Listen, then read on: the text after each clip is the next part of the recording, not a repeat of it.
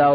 রব্বুল আলামিন, পৃথিবীর কোনো মানুষ আমার গুনাহ সম্পর্কে জানে না, তুমি আমার গুনাহ সম্পর্কে জানো। আমি এমন গুনাহ করেছি আমার বিবি জানে না, বিবি গুনাহ করেছে আমি জানি না। আল্লাহ তুমি সব কিচ্ছু জানো, হে আমার প্রভু তুমি আমাকে মাফ করে দাও। আমার আল্লাহ বলে, তারপরও যদি তোমাদেরকে আমি মাফ না করি, তারপরও বান্দা তোমরা আমার রহমতের দরজা থেকে ফিরে যাইও না। আমি তোমাদেরকে হুকুম দিচ্ছি, ওয়ালাউ আন্নাহুম ইয যালামু আনফুসাহুম জাউকা, বান্দারে যদি গুনাহ করে ফেলো আমার রহমত থেকে মুখ ফিরিয়ে তুমি চলে যাইও না। বান্দা, আকাশ পরিমাণ যদি গুনাহ করো, পাতাল পরিমাণ যদি গুনাহ করো, সাগরের পানি পরিমাণ যদি গুনাহ করো, পাহাড় তুলনায় যদি তুমি গুনাহ করো, আমার দরবার থেকে তুমি নিরাশ হইও না।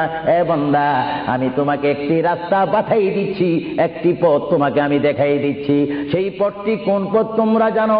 ওয়ালাউ আন্নাহুম ইয যালামু আনফুসাহুম জাউকা, বান্দারে যখন তোমরা বরবাদ হয়ে যাবে তখন তোমাদেরকে একটা পথ আমি তোমাদেরকে দেখাই দিলাম। সেই পথটির নাম হচ্ছে আমার রাসূলের মদিনা। জুড়ে বলেন সুবহানাল্লাহ। বান্দা, আমার নবীর দরবারে গিয়ে কেঁদে কেঁদে তোমরা বলো, ইয়া রাসূলুল্লাহ, ইয়া হাবিবাল্লাহ, আয়াকা ইয়া রাসূলুল্লাহ। আল্লাহ কোরআনে বলেছে, ওয়ালাউ আন্নাহুম ইয যালামু আনফুসাহুম জাউকা ফাস্তাগফিরুল্লাহ ওয়াস্তাগফার লাহুমুর রাসূল।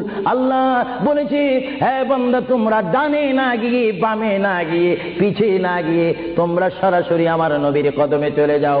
আমার নবীর কদমে গিয়ে আমি আল্লাহর দরবারে তোমরা তওবা করো।